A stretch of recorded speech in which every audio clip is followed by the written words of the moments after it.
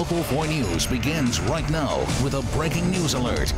And in fact, we begin tonight with two big breaking stories. First, in Oakland County, a noose found hanging from a bathroom stall at Royal Oak Middle School. It was found this afternoon in the boys' bathroom on the 3rd floor.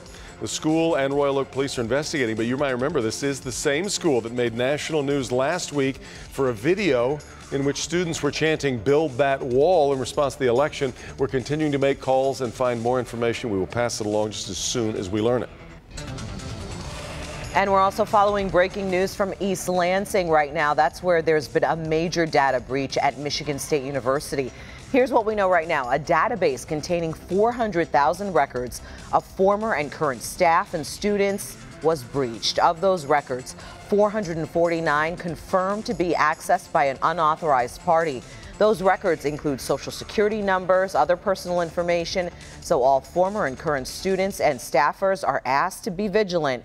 If you see any unauthorized activity on any of your accounts, call police.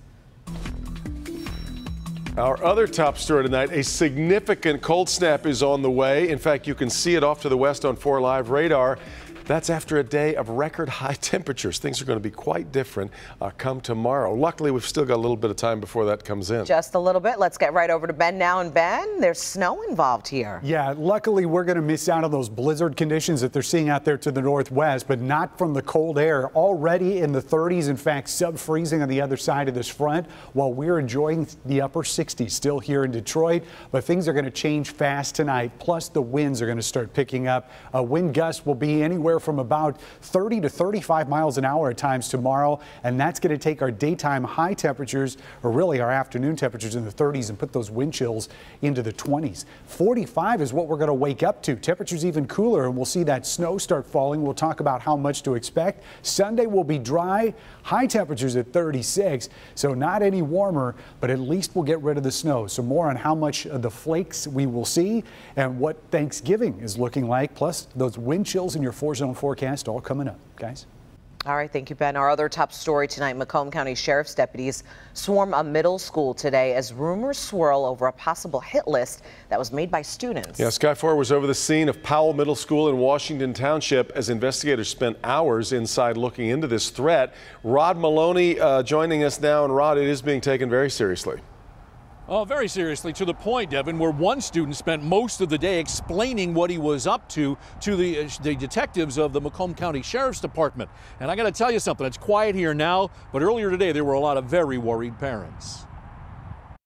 Powell Elementary in Washington Township, a blue ribbon school of excellence, smart kids no doubt, but how the intelligence is aimed became the concern today. Shortly after 10 o'clock, parents of one of the students came to the school to report a website they'd learned about from their child. As a precaution, the district emptied the school initially. The Macomb County Sheriff's Office tells Local 4 one boy built the site, more like a blog than a straight website, and had help from 2 others who used school computer equipment along with their own and required students to sign up.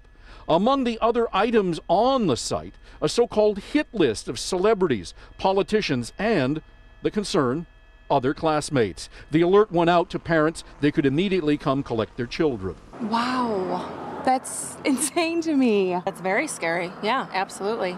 I mean, our children are our top priority. And these are middle school kids. I mean, wasn't long before the kids were allowed back into the school building, but the day was finished for all intents and purposes. Sheriff's deputies questioned 3 boys and even went to their homes to take their computers as part of the investigation that so far has netted no arrests. I'm kind of scared. I just want to know if is my son in the list or what kids are in the list. 8th grade or 7th grade, this is scary. This is one of those teaching moments. What are you going to say to your son? oh yeah, we're gonna definitely have a long talk when we get home. Now, as troubling as this incident was, the Sheriff's Department has not confiscated any weapons in this, and so the hope is that this was the figment of fertile imaginations. But still, there are a lot of very concerned parents wanting to know who knew what, how they knew it, what did the kids understand, and so there are a lot of conversations like that one going on in homes all around this area tonight. Back to you. Well, in fact, Rod, if you're a parent whose child's name is on that list, I've got to believe that's pretty disconcerting. One of the parents we spoke to was an African-American gentleman who said that his kid was on that list. I asked the Sheriff's Department if they thought there was any racial component to this, and they said no, that it was a fairly long list and that there was no theme to it. But it's a list and troubling nonetheless. Yeah. This investigation is far from over. No doubt. All right, Rod. Now to Detroit police putting out the alert after a man is robbed at gunpoint while pumping gas. This happened at 7 Mile right at I-75. It happened last Saturday. Police are just now releasing this video. Jermont Terry shows us how it all went down. Thankfully, this guy walked away only shaken. That's despite having a gun aimed at him and bullets fired his way. The robber comes out of nowhere, catching the man pumping gas completely off guard. Watch as the driver steps away, thinking the gunman wants his car. That's when he's forced to place his hands on the roof while the robber checks his pockets for cash or anything valuable. And yes, there's a gun aimed at the driver the entire time. Once it's clear the man has no cash, the robber backs away. But look, the driver opens his door and grabs his gun. It's unclear who fired first, but watch as the driver fires shots towards the robber, then ducks behind the car when bullets come his way. Thankfully, those bullets did not hit the driver or the gas pumps. Police do not know if the robber was hit by any of those bullets, but they obviously want to catch this guy. If you know anything, give Detroit police a call or call Crime Stoppers. Reporting in Detroit, Jermont Terry, Local 4. Tonight, we're learning disturbing new details after the feds busted an alleged sex trafficking ring. This man you see right here, 69-year-old Richard Jackson, was in federal court today, charged with carrying out a string of horrifying crimes. Sean Lay was in the courtroom. He joins us now live. And Sean, this guy has a really long criminal past. A long criminal past, we'll get into that, but first and foremost, Sandra, investigators telling me they're describing the inside of this house here on Electric in Detroit, saying that it was more like a prison, that there were actual bars on a door upstairs holding 5 women hostage, 5 victims here forced into a brutal life of prostitution. We're told one of the victims is married to the suspect, 69-year-old Richard Jackson. We're told Jackson would recruit other women and young girls, teens, to the home on South Electric. Federal investigators say Jackson would get the victims hooked on heroin. Finally, one of the women helped the 2 teens escape through a bathroom window yesterday, and she called 911. 2 females were previously in the house.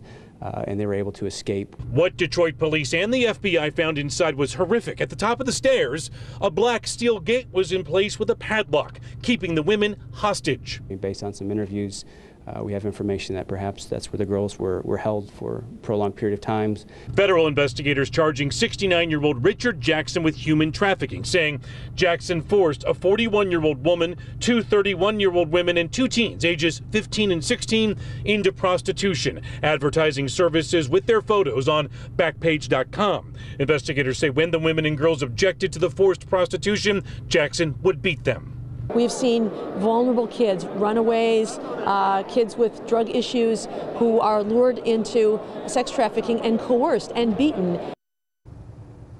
Back here live, this is far from over. The FBI telling me tonight they need to make contact with the 2 teens who escaped through a bathroom window here and took off. They want to check on their well-being to see if they're okay. We put the hotline number for the FBI at the bottom of the screen, 313-965-2323. The other 3 women checked out at the hospital where they were seeing injuries like a broken arm, scars, swelling to the head.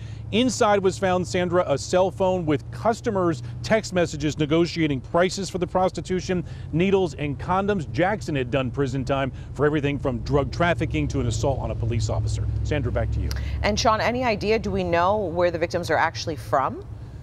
Yeah, they're from all over the place. This is why this is such a big case here. One woman from West Bloomfield, another from Garden City, one from River Rouge, someone from Lincoln Park, and another woman from Detroit. All 5 still looking for the other 2 teens, though, tonight. All right, quite a bizarre case, Sean. Thank you. New tonight, President-elect Donald Trump has now settled 3 lawsuits involving Trump University. Today, New York's Attorney General called Trump's decision to agree to a $25 million settlement a, quote, stunning reversal. The settlement includes restitution for students at Trump's former school for real estate investors and also $1 million in penalties as well. From that, it was a big day for President-elect Trump and his transition team as he made 3 important picks for his White House team. The name's getting pretty good reviews from many Republicans, Democrats, perhaps predictably not all that thrilled. Brian Moore at the Capitol with more tonight. Brian? Thanks. The choices of the president-elect show he values loyalty and isn't afraid of a fight. Make America great again. When Donald Trump was fighting for the White House, Senator Jeff Sessions and General Michael Flynn remained at his side. Now they face their own fight to stay there. The president-elect has chosen Flynn as National Security Advisor, Sessions as Attorney General, and Kansas Congressman Mike Pompeo as CIA Director. The last pick is widely praised. He has a very good reputation from what I've heard. It looks like a good choice. But Flynn was known as kind of a bull in a china shop, someone who didn't work well with others. The former general tagged by critics as an anti-Muslim hardliner. Sessions' racially charged remarks decades ago cost him a federal judgeship, and now the Congressional Black Caucus opposes his nomination. I'm particularly pleased to offer words of congratulations to my colleague and good friend Jeff Sessions, who is going to make an extraordinary Attorney General of the United States. Senator Ted Cruz and South Carolina Governor Nikki Haley are among the Republicans lining up behind Trump and his picks. Former foes now being mentioned as possible cabinet picks themselves. I did vote for him, and I was absolutely thrilled to see him win. Whether or not Mitt Romney feels that way, he's headed to Trump's golf course in New Jersey this weekend to meet with the next president to talk about the future. The meeting itself is surprising, but far more so if Romney is actually chosen to be Secretary of State. In Washington, I'm Brian Moore, Local 4. So true. All right, Brian. 2 people convicted of killing a 13-year-old boy learned their fate in court. New tonight what the child's mother chose not to do as both of them pled for forgiveness. And getting clean water in Flint could take even longer. New at 5, the key ruling from the EPA that will add months to an already lengthy process. Coco? On the Rise Bakery robbed for the 2nd time this month. Smashed in the front door, glass door, went through the second glass. What one of the managers and the chief of the Detroit Police Department have to say about this. That story on Local 4. New at 6. A British teenager's dying wishes granted right here in Metro Detroit in a case that is gaining national and international attention. At 6, we'll hear from the people who are helping freeze her body, possibly for a very long time. Plus, a disturbing incident inside a Lincoln Park school. A local father asking why a student who allegedly pointed a BB gun at his son hasn't been expelled yet. And we continue to follow breaking news from Royal Oak Middle School. A noose was found hanging in a boys' bathroom on the 3rd floor of the school. Right now, the school and police are both investigating. No word yet on whether they know who did it. We will keep bringing you new information just as soon as we learn it. Now, a bakery on Detroit's east side was robbed this morning. It's the 2nd time it's been hit this month. On the Rise Bakery is part of the Capuchin Reentry Program for people who have recently completed a substance abuse program or were released from prison. Coco McAvoy live tonight. And Coco, what does the manager have to say about this? Sandra and Devin, the manager, Brian Talley, is outraged, and so is the community, both wondering why someone would target an organization that does so much good in the community, and now they have to look into extra security measures to try to end these robberies for good. I was kind of angry. As manager, Brian Talley should be after yet another robbery at On the Rise Bakery early this morning. Came in from there, came around here. Came here to the register.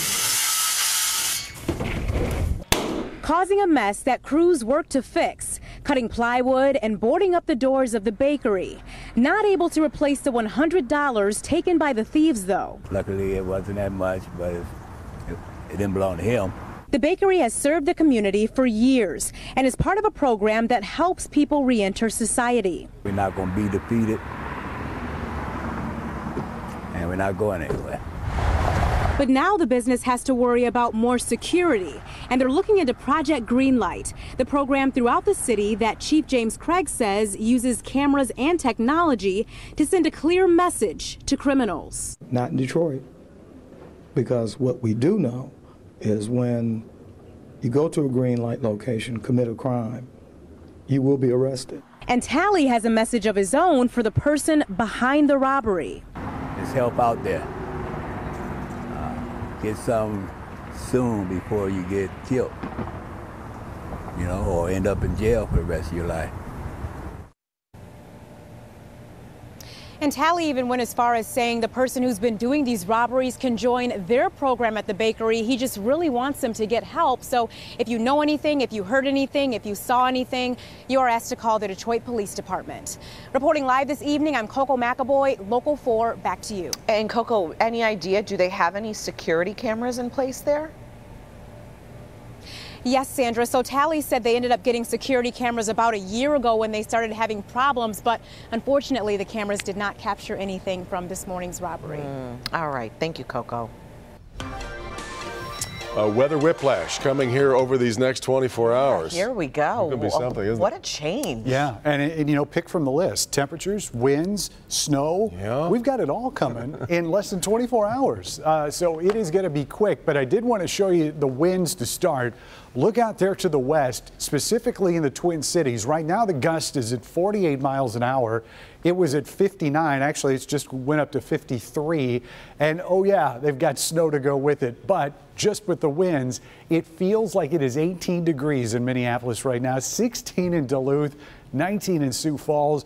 We will be seeing wind chills in the 20s as we get into tomorrow afternoon. Thank goodness our gust won't be quite that bad, but it is still part of the same system. Even though most of that snow is going to ride up to the north, our first round of precipitation is going to be these showers, and those are going to be in here tonight. But there are blizzard warnings out for Minnesota right now, and when you get into the state of Michigan, across the UP and even down here around Traverse City, winter storm warnings in effect for 6 to 9 inches of snow coming off the lake. So we're getting off light compared to all of our neighbors up north with this system really making a mess in parts of the Great Lakes. What a gorgeous shot out there. And you add to the fact that it's 68 degrees to go with it. Winds have calmed down. They're out of the south only at 9. So man, enjoy it while you can. Maybe have dinner out on the patio tonight and then just get ready for things to switch quickly tomorrow. So the cold front is the first to arrive. Everything that falls in front of the front will be liquid. That's tonight, overnight. And then once we get towards sunrise tomorrow, we'll start out dry, but that's when the winds will really start going. And remember, temperatures falling through the days tomorrow, and we will see snow showers in the afternoon tomorrow. Some of those could be sitting on the grass in a couple spots. I don't think the accumulations are going to be all that much. Probably difficult to measure, but don't be surprised to see a couple patches where that snow sticks around. Sunday's dry, high pressure settles in, but man, it's going to be even colder on Sunday than what we're expecting tomorrow. So temperatures tonight will be at 45 when we wake up. Temperatures during the day will be in the 30s. You start adding in those winds, and it's going to feel like it's in the 20s for most of the afternoon. So that's what our 4-zone forecast is looking at tomorrow. Those wind chills, 20 degrees, 27 is what we're looking at Dearborn. This is in the middle of the afternoon as well. Well, we're expecting those temperatures obviously to drop later on. 25 in Blissfield and Tecumseh. In our west zone, these are going to be some of our coldest wind chills. 22 in Howell, 23 in Brighton, and in our north zone anywhere between 21 in Oxford and 25 up in Sandusky. 7-day forecast does not get any warmer. In fact, we will see temperatures even colder on Sunday. Right now, it looks like we could be seeing some rain showers. Sure. Early on. Throw that in there too. Thanksgiving Thursday, so we'll keep an eye on that next. No room for hail anywhere? I can take your order if you want. Yeah, that's all coming. All right, Jamie? So shorts and t-shirts and golf clubs in November? We're talking about this awesome weather next. All right, Jamie, but first we're following stories from across Michigan, including a small victory for ex-state rep Todd Courser next. Across Michigan on this Friday, we are following stories from Flint and Grand Rapids, but we start tonight in Lansing. That's where a judge has dismissed a misconduct charge against former Michigan lawmaker Todd Courser. The charge accused Courser of violating a House rule, but it was dropped after his defense argued it lacked a criminal element. The Republican resigned from office last year in an attempt to avoid expulsion after becoming embroiled in that sex scandal with fellow ex-rep Cindy Gamrat. Courser is still facing misconduct, though, and also perjury charges out of Lapeer County. Now to Flint, where residents there may have to wait even longer to get clean water. The EPA updated an emergency order for the city's ongoing water crisis. It says once Flynn's new pipeline is ready, its new water source must be tested for 3 months. Under that order, Flint must also finish construction on its new pipeline and also demonstrate compliance with the Federal Safe Drinking Water Act as well. A 27-year-old high school athletic trainer will spend at least the next 2 years in prison. Justin Greenlaw was contracted to work as an athletic trainer at Grand Rapids Kent City High School for 3 years, but police said they found pictures and videos of him, in fact recorded by himself, touching several female students inappropriately. The assaults happened while the students were half clothed and being given massages. Police were called after they suspected Greenlaw of assaulting them. New at 5:30. Chuck Todd and Meet the Press coming to Macomb County today because nowhere in America illustrates better why Donald Trump won. Why Macomb County turned red. Coming up. Winter is coming. Blizzard conditions slamming parts of the Midwest tonight. So how bad will this incoming cold snap be for us? It was a case that shocked the city. A 13-year-old boy kidnapped, tortured, and killed for allegedly stealing some cash. Well, tonight, 2 defendants were sentenced. We'll tell you how long they'll spend behind bars. It's dinner time. Live from downtown Detroit. Local 4 News at 5:30 starts now. A devastated mother looks on in court as the 2 people convicted of killing her little boy are sent away. The disappearance of 13-year-old Deontay Mitchell sparked an Amber Alert, but it came to a tragic end when his murdered body was found in a field. Yeah, today 2 people convicted of killing him were sent off to prison. Our Priya man was there as emotions ran high. 13-year-old Deontay Mitchell's mother was in court today. Prosecutors saying she did not want to speak publicly, but did approve of the plea agreements. Lillian Roberts kept her head down as she was sentenced. The 43-year-old Detroit woman pleaded guilty to second-degree murder and unlawful imprisonment. She was sentenced to 24 to 40 years in prison for her role in the child's death. Prosecutors say 13-year-old Deontay Mitchell was killed for taking a small amount of cash. In June, the boy was with his cousin at a party store in East Warren when they saw a man drop some money. Prosecutors say Roberts and 2 other men kidnapped the boy at gunpoint, beat the child, and choked him to death. His body was found in a field on the east side of Detroit. Roberts' apology to the boy's family was almost an afterthought. I apologize for being here and being here? Yeah, for having you here, wasting the court's time for this matter. And I would like to apologize to the Mitchell family just for my involvement, period. Minutes later, co-defendant Gregory Walker was sentenced. The 45-year-old Detroit man pleaded guilty to second-degree murder and unlawful imprisonment. Prosecutors say Walker beat and choked the boy to death. He spoke briefly before being escorted away. I would just like to say I'm sorry to the family.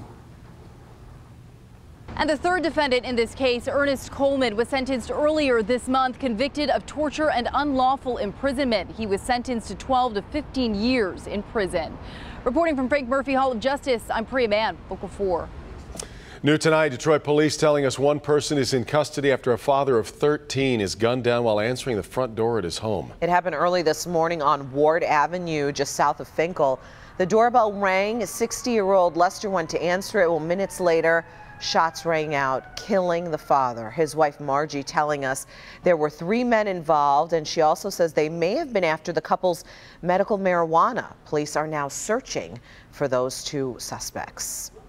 The warmest November on record in the Midwest, coming to a crashing end as snow blankets several states. Take a look at this. This is in Alexandria, Minnesota.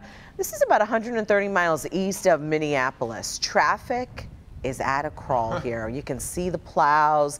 They're working to clear the streets. The state actually is under a storm warning until midnight as this storm moves east. Along with the snow, winds gusting from 25 to 35 miles per hour are going to blow much of the snow back out onto the roads, making it even harder for crews to plow those roads. Now, we know we may not be in for a whole bunch of snow, but we're going to still see, I guess, a few snowflakes fly. We get that, and it's really going to be the cold that's going to get our attention now, in case that video didn't get your attention, Ben. We are so focused on the cold side of this system, but I want to show you the warm side and just how vigorous and how much energy there is with this cold front. This is 4 live radar across northern Indiana. those are lightning strikes, and those orange boxes are severe thunderstorm warnings. Now, this is all south of the state line in northern Indiana, and we're not anticipating seeing severe weather, but they're expecting wind gusts of up to 70 miles an hour with that line of thunderstorms. So we're going to stay on top of that. But nevertheless, the northern edge of this should start drying out as it works its way closer to us. So we still are expecting to get some rain tonight before the snow really kicks in. Let's look at the forecast for snowfall across the state. Even though most of us will get pretty much nil as far as accumulation, except maybe on the grassy surfaces in our west and maybe possibly our south zones. Up here around Traverse City in the UP, 3 to 6 inches. That's the blue shade here. And you can see that purple dot just southeast of Marquette could see up to a foot of snow, at least in a small area. So we'll watch this system. It's got just about everything. More in your forecast coming up, guys. All right, Ben. In the days since the election, a lot of national media attention has been focused on Macomb County, and it has been a major shift that we've seen there. What was it that turned an often Democratic-leaning county to red? It's what everyone, including Meet the Press moderator Chuck Todd, is trying to find out. Let's bring in Guy Gordon, who caught up with Chuck this afternoon and joins us now live. Guy? Devin, you know why, because Macomb County is neither true blue nor red. It's really more of a shade of purple with a little bit of rebellion sewn into it. They will make a change if they feel Washington is not listening and if they get impatient, and that's exactly what happened. Consider this. In 12 Michigan counties, their vote for change was Barack Obama in 08 and 12. This election cycle, it was Donald Trump. You're living paycheck to paycheck. You're not happy with the status quo. Here at Little Joe's, you'll find those legendary Reagan Democrats who bolted their party 36 years ago. They, or their offspring, are still showing their lack of patience with the status quo. How Macomb goes, so goes the Trump presidency, which is there's this idea, okay, we're going to try something new. Maybe this will be the answer. Mitt Romney won this county by a mere 2 points in 2012. Trump won by 14, meaning Obama voters jumped ship. NBC exit polls show if there was a fault line, it was level of education. Those with less than a college degree went for Trump and too often felt ignored. A couple things have struck me, how well informed everybody is. You know, however, higher education's higher education, that doesn't make somebody smart or dumb. And that is where I think the media in general, we lost a little credibility with these voters because they didn't think we were listening well. And here, there's one word frequently uttered in frustration: NAFTA. All the time. This area is a manufacturing area, mostly, and a lot of people are affected by losing their jobs. And Chuck says in retrospect, he feels now that Hillary Clinton never had a chance because President Bill Clinton was synonymous with NAFTA, and throughout the debates, Donald Trump effectively married Hillary Clinton to NAFTA too. We're live from Macomb County. I'm Guy Gordon, Local 4. Devin, back to you. It's interesting, Guy. I've got Mark Hackle coming in on Sunday morning on Flashpoint. Talk about all of this attention that is focused so keenly on a lot of different fronts. What were you finding, though, is the mood now that we've kind of gotten post-election? Well, and I was interested in what Chuck said about that too. If you would sum it up, it would be hope with skepticism. They do feel that Donald Trump will be stronger on homeland security issues and the fight against terrorism. And then they say they hope that he can bring some of these jobs back. Yeah. All right. A long way. Really fascinating on so many things, because you also got corruption issues right now in some towns in Macomb County that they're watching as well. And we've had this feud break out between the mayor of Warren and Mark Hackle. We'll talk about all that coming up on Sunday morning. Yeah. All right, Guy. Well, Detroit Police adding some new members to its crime-fighting roster. Today, 20 police recruits graduated into becoming Detroit police officers. The graduation ceremony was held. This was at Tabernacle Ministry Baptist Church on the west side. The Police Chief James Craig, was there. He spoke to his new officers. He congratulated them on signing up to protect lives. Meals on Wheels needs volunteers this holiday season. Program looking for more than 100 volunteer drivers to deliver food boxes to seniors in Macomb County. Those boxes need to be picked up by volunteers on December 3rd from 9 a.m. to 11 a.m. at a warehouse near Hall Road and Groesbeck. All volunteers do have to be at least 18 years old, have to have a valid driver's license, of course, and their own car and their own insurance. To register, though, contact the Macomb Community Action's Office of Senior Services. In London, Buckingham Palace is set to be in urgent need of renovations. And that could cost taxpayers $500 million. The home of Queen Elizabeth hasn't been upgraded since just after World War II. Palace officials say the palace infrastructure is in pretty bad shape. You're talking about miles of aging cable and plumbing and heating issues, troubling electrical wiring. The work is going to cost an estimated $460 million. The Queen herself worth around $425 million. So think about that. We all know the string of mild weather is set to come to an abrupt end. We keep talking about that, but there is still a little bit of time to sneak in some fun. A little bit of time. For so many, there's no better place to spend it than out on the golf course. Jamie Edmonds shows us how this wonderful stretch of November weather is a real boom for business. So this is November in Michigan, with Thanksgiving less than a week away. This sure doesn't feel like holiday weather. Feels like golf weather. This is Michigan. Look at the leaves are gone and everything looks good. That's a little left. Not bad. It's a balmy 60+ degrees today in mid-November. There you go. Nice, Deb. Which means business is booming at Springdale Golf Course in Birmingham. We'll be closed Thanksgiving Day, but every other day I'm full. Yeah, we have a lot of customers that want to get in them last fall rounds of golf. Most people cannot get over this weather. The golf course is utterly breathtaking. Maybe it was the full moon that we've had, but it is absolutely bodacious. And therefore can't pass up the opportunity to get the clubs out. He already put his clubs away, and I was about ready to, and I'm like, you know, I could probably get one more day out. Whether they had the day off or not, some identities were withheld for obvious reason. The local forecasters say the weather is unusual. We've only had one day this month below normal. Yay! The other days, temperatures have been warmer than usual. These guys and gals just hope Mother Nature can tee up a few more days just like this one in the near future. It's wonderful. It's beautiful, pure Michigan. Now, it is so nice out here. The only indication that it's mid-November are these leaves here on the green and in the fairways. So golfers, local forecasters say that's going to be a little wintry coming up.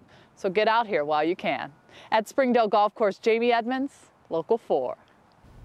In fact, I'm not going to mention any names, but somebody who takes part in this newscast might not be here today because of golf. May not be here today. Somebody, I wouldn't mention any names. Right, we're protecting the not so innocent, right? Because if I would, I'd say Bernie, but I'm not going to mention his name. A Georgia man is going to some ridiculous lengths to make sure he doesn't learn one very specific thing. Coming up new tonight, we're going to tell you why he wears a sign and puts on headphones every time he leaves the house. And could diet soda actually hurt your diet? It's been a question a lot of people have asked for years. Ahead in Good Health, the new warning from nutritionists that might have you thinking twice. But first, witnesses say it lit up like a match. What was inside this business that turned into a fire that could be seen for miles around? We'll be right back. On Jeff. New at 6. First, it was the county executive taking issue with Warren Mayor Jim Fouts' claims of an environmental scandal. Now the mayor of Sterling Heights is taking Fouts to task, but we have some answers about what's really going on at Freedom Hill. Good evening, everyone. We've got a big freeway closure you're going to have to get around this weekend, and it's starting in just a couple of hours. I-96 closing down. Let's start with the eastbound side. The eastbound express and local lanes closing from Southfield Freeway to the Davison. This is going to start at 9 p.m. and it's not going to reopen until 5 a.m. on Monday morning. So in the meantime, to get around this closure, you can exit at Southfield Freeway, take that to Grand River or I-94. Now let's talk about the westbound lanes of I-96. This is also the express and local lanes. It's closed from Livernois to Wyoming. Again, same time period, 9 p.m., opening at 5 a.m. on Monday morning. To get around this, you can take westbound I-94 to Southfield Freeway to avoid this closure. All right, Kim. Tonight, we're getting a stunning look at a fire that consumed a pallet yard in California. Fire erupted overnight in Paris, California, just north of San Diego. Quickly burned about 2 acres of wooden pallets before it was contained about 4 hours later. Firefighters reported hearing a number of explosions while they were fighting the fire. But fortunately, no one was injured. They're still not exactly certain what started it. In good health tonight, diet soda has no fat, no calories. It sounds like a good choice, right, for someone maybe trying to lose a little weight. But experts say despite the name, diet soda is actually not diet friendly. Think twice before you pop open that Diet Pop. While it has fewer calories than regular soda, studies find drinking Diet Pop can actually intensify and encourage your craving for sweets. When you're consuming artificial sweeteners, which tend to be 200 to 600 times sweeter than sugar, you are lighting up that part of your brain that likes something sweet. Lindsay Malone, a registered dietitian at the Cleveland Clinic, says artificial sweeteners increase your threshold for sweetness and will leave you wanting more. New research finds people who drink diet soda are more likely to be overweight and to develop type 2 diabetes. Another pitfall of drinking diet anything is that we tend to fool ourselves into thinking calories saved can be eaten elsewhere. That can lead to unintentional overeating. Malone says if you like carbonated beverages, it's best to skip soda altogether and look for other alternatives. Looking for a carbonated seltzer water that's flavored but not sweetened. And again, there are many products on the market. Many stores even have a generic variety that you can get in cans or 1 liter bottles that have cherry essence or orange. Experts also say if you're drinking a lot of soda, it can be tough to quit cold turkey. Instead, you want to try slowly replacing your soda with carbonated water and then eventually make the switch over several weeks. It's great. There are a lot more carbonated beverages out than there used to be. Yeah, really good. Look, I mentioned somebody else might be out playing golf today on this war. No, we won't mention who it was. But you got to swing a golf club. Golf as well. That's so right. I'm okay with it. Worked out. Yeah.